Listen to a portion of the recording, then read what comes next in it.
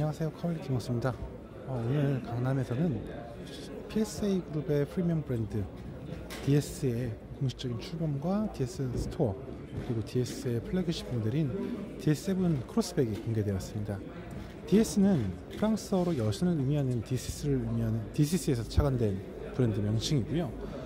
푸조, 시트로엔, 그리고 DS로 이어지는 PSA의 브랜드 라인업을 완성하는 브랜드로 할 수 있습니다. 원래는 사실 시트로엔의 일부 라인업으로 존재했었던 브랜드였는데 어느새 좀 더 고급스러운 감성을 강조하기 위해 독자적인 브랜드로 출범하여 이렇게 한국에 상륙하게 되었습니다. 사실 브랜드 독립을 하게 된 거는 좀 몇 년이 되긴 했어요. 하지만 이제 국내에서는 아직 시트로엔이 자리 잡지 못했기 때문에 그냥 좀 시간을 좀 더 지켜보다가 이번에 이렇게 데뷔하게 되었습니다. 가장 중요한 건 역시 오늘 함께 공개된 DS7이라는 차량이 존재에 있을 것 같은데요. 우선 DS7 같은 경우는 말 그대로 DS 브랜드의 플래그십 모델이라고 할 수 있어요. 실제로 이 차량은 지금 프랑스의 대통령 의전 차량으로 사용되고 있고 굉장히 고급스러운 차량으로 포지션이 되고 있는 게 사실이기 때문이죠. 실제로 디자인을 본다면 중형 SUV 혹은 뭐 중대형, 중형 이 정도라고 할 수 있겠고요. 디자인에서 이제 DS의 감성, 프랑스의 그런 고유한 세련된 감성을 다 느낄 수 있는 그런 차량이라 할 수 있겠습니다. 전체적인 실루엣을 먼저 한번 볼게요. 전체적인 실루엣에 있어서는 굉장히 곡선이 많이 가미된 세련된 유러피안 SUV라는 느낌이 좀 들고요. 차량도 굉장히 긴 편이에요. 이렇게 보면 굉장히 길죠. 굉장히 긴 거 볼 수 있고, 그리고 확실히 디자인에 많이 신경을 쓴 만큼 이렇게 루프 라인을 굉장히 매끄럽게 끌어내렸죠.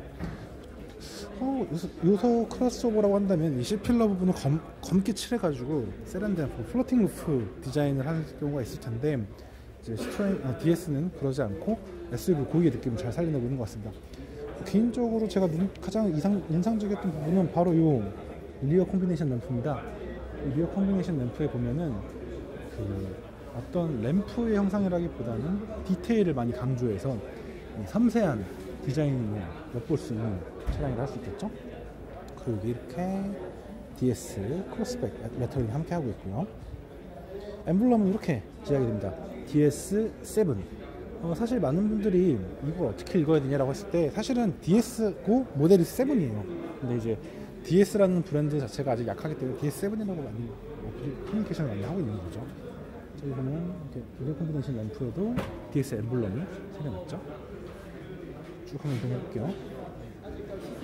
사실 많은 분들이 이 DS7의 전면 디자인에 많은 인상을 갖고 계세요.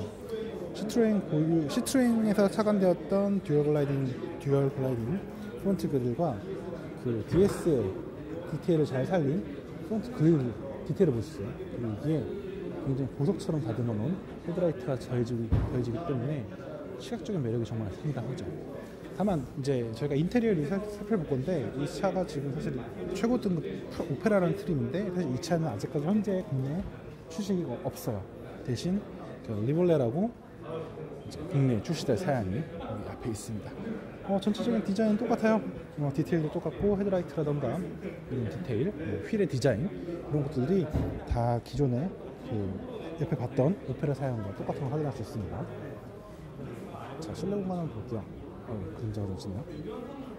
실내 공간은 기본적으로 시트로엔의 느낌이 나면서 대신 DS 고유의 프리미엄 브랜드의 감성을 낼 수 있도록 도어 트림의 디테일이라던가 아니면 소재의 부분, 시트도 역시 이러한 디테일을 많이 신경 쓴 구성을 볼 수 있죠.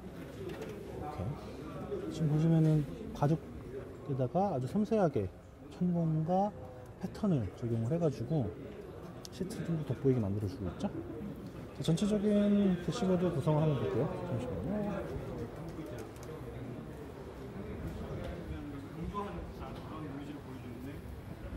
여기서 보시면은 휠하우스 부분을 까만색 플라스틱으로 마감을 했습니다. 대시보드 구조를 보면은 저는 좀 이해가 안 되는 부분 중에 하나 약간 여유롭게, 그러니까 최대한 공간 넓게 연출하기 위해서 완만한 곡선으로 이렇게 살짝 내려 그리는 실루엣을 갖고 있고요. 정중앙에 거대한 디스플레이 패널을 배치해서 다양한 기능을 살릴 수가 있죠. 참고로 이 시계가 시동을 걸면 회전을 해요. 그래서 아날로그 시계가 장착되어 있는데 굉장히 인상적이죠. 저렇게 움직이기 때문에 시동을 걸었을 때 저 시계가 이렇게 팝업이 되면서 이제 나 여기 있어요 라고 튀어나오는 거죠. 기어 레버는 디자인이 최근 푸조의 디자인을 그대로 따르고 있고, 전체적으로 PSA 그룹의 느낌이 잘 나면서도 시트로엔만의 그런 시트로엔과 약간 다르지만 또 고급스러운 그런 느낌 잘 살리고 있죠. 최근에 푸조는 약간 스포티하게 가고 있고 시트로엔은 좀 더 편안한 스타일로 가고 있다면 DS는 그 두 개를 모두 흡수하면서 거기다 고급스러운 감성을 더했다고 생각하면 될 것 같습니다. 자, 이렇게 디스플레이 패널에는 이렇게 큼직한 버튼 구성이 있어가지고 굉장히 조작이 쉬울 것 같고요. 계기판 역시 디지털 방식이어서 다양한 정보를 한 번에 볼 수 있습니다. 네, 지금 저희는 DS7 크로스백의 엔진룸을 살펴보고 있습니다. DS7 크로스백에는 최고 출력 177마력과 40.8kgm 토크를 내는 PSA 그룹의 블루 HDI 2.0 디젤 엔진을 처리하고 있습니다. 사실 원래 이 엔진은 예전에는 HDI 180이라는 그런 트림 네임이라던가 네임으로 불리고 있었는데, 이번에 최근에 도입됐던 WLPT 그 배기가스 인증 테스트 기준에 적용되면서부터 177마력의 출력이 좀 3마력이 떨어지더라고요. 그래서 HDI 177이라고 부르기 좀 애매해서 이제 그냥 블루 HDI 2.0으로 표현할게요. 어쨌든 이 엔진에는 뭐 기본적으로 푸조에서 다양하게 사용해왔던 엔진이고, 워낙 뭐 출력이라든가 효율성 그리고 또 실제 엔진 반응도 준수한 엔진이었기 때문에 시장에서 좋은 평가를 받고 있었고, 또 실제로 체감되었을 때 소비자들의 반응도 굉장히 좋았던 엔진이기도 합니다. 그래서 이 엔진에 대한 불만이라던가 걱정, 뭐 두려움 이런 건 없을 것 같아요. 다만 어떻게 보면 좀 국내 소비자들이 디젤에 대한 인식이 아직 좀 예전보다 안 좋아졌기 때문에 그 부분을 어떻게 극복하느냐, 이 차에 굉장히 중요한 이슈가 될 것 같아요. 그리고 이 차에는 8단 자동 변속기, 그러니까 EAT8 자동 변속기가 장착되어서 주행 상황에서 낮은 RPM을 유지해서 높은 효율성을 기대할 수 있을 것 같습니다. 인상적인 부분이 있다면 바로 내년에 EV 모델하고 전동화 모델들이 데뷔를 한다는 거죠. 사실 그동안 PSA 그룹들이 미국의 차량을 판매하지 않았기 때문에 가솔린 차를 국내 선보이기가 되게, 가솔린 차나 다른 파워트레인을 국내 선보이기가 되게 어려웠거든요. 그런데 이제 그 전동화 모델이 있기 때문에 전동화 모델들 같은 경우는 국내 아무래도 가솔린 차량보다 이런 차량들보다 인증이라든가 이런 과정이 좀 더 편안하기 때문에 그런 부분을 활용해가지고 국내 라인업을 확장할 계획인 걸로 알고 있습니다. 참고로 판매 가격은 지금 DS7의 판매 가격은 5천만 원대로 설정이 되어 있고요. 그 구체적인 가격 정보는 이제 또 뉴스를 통해서 확인하실 수 있을 것 같습니다. 자, 오늘 그 DS 브랜드의 플래그십 모델인 DS7을 함께 살펴보았고요. 개인적으로는 굉장히 세련된 디자인이었고, 또 실제로 프랑스 파리에서는 이 차를 보면서 굉장히 고급스럽다는 느낌이 많이 들었었거든요. 그렇기 때문에 국내에서 이제 프리미엄 시장이 커지고 있다라는 그런 판단 아래 이 차를 갖고 왔다는 걸 알고 있지만, 아직은 사실 이 DS 브랜드의 이제 국내 인지도라던가 소비자들의 인식 이런 것들이 아직은 좀 자리 잡지 못하고 있었기 때문에 이러한 부분들을 어떻게 끌어올리고 개선하고 또 그 프리미엄 가치를 제공할 수 있는지를 좀 고민해야 될 시기일 것 같습니다. 물론 DS에서는 DS 글로벌적으로 원래 DS 오너들을 위한 그런 멤버십 서비스를 제공을 하고 있었기 때문에 이걸 이제 국내에 그대로 고스란히 들어오면 정말 메리트가 있을 거예요. 왜냐면은 뭐 DS 오너라고 한다면 어딜 가도 DS 차를 렌탈할 수 있고, 뭐 DS가 연계되어 있는 호텔에서 저렴한 비용으로 숙박을 할 수도 있고, 뭐 그런 다양한 혜택이 있는데, 사실 그런 것들을 하기에는 한국 시장이 아직 너무 작고 DS의 판매 기대도 아직 그렇게 높지 않은 게 사실이에요.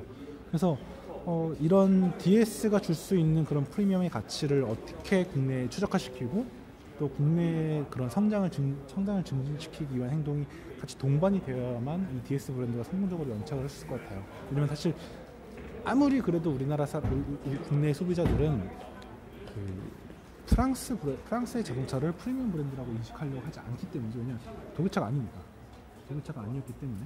하지만 자동차 역사에 있어서 프랑스 브랜드가 그만큼 영향이 컸고 또 좋은 차를 많이 만들었다는 건 사실이고요. 그리고 지금 DS7 데뷔하는 때 보면 많은 주목과 기대를 받고 있기 때문에 좀 더 독특한 크로스오버, 세련된 크로스오버를 기대하는 오너분이 소비자라고 한다면 이 DS7도 아마 좋은 선택이 되지 않을까 라는 생각을 해봅니다. 예, 오늘 이렇게 DS 브랜드 출범과 함께 공개된 그 DS 브랜드의 플래그십 모델 DS7 크로스백을 함께 살펴봤습니다. 사실 국내에서 어떤 반응을 일으키게 될지 또 어떤 성적을 거두게 될지 아직 확답할 수는 없겠지만 이 차량이 제공하는 가치가 분명 기존의 국내에서 프리미엄 모델이라고 제시되었던 차들과는 좀 다를 거라 생각을 해요. 그렇기 때문에 그런 다른 부분, 조금 독특한 부분, 이런 것들이 과연 국내 소비자들에게 어떻게 인식이 될지, 어떻게 인식하게 만들지, 이런 것들이 앞으로 이제 DS 브랜드가 고민해야 될 숙제라고 생각을 해요. 그리고 그러한 것들이 잘 된다면 DS 브랜드는 생각보다 국내에서 기존의 프리미엄 브랜드를 대체할 수 있는 브랜드로서 그 입지를 다질 수 있지 않을까라는 생각을 조심스럽게 해볼 것 같습니다. 네, 자 그럼 오늘 여기까지 DS 브랜드 런칭과 함께 공개된 DS 브랜드의 플래그십 모델 DS7 크로스백을 함께 살펴보았습니다. 저는 김학수였고요. 감사합니다.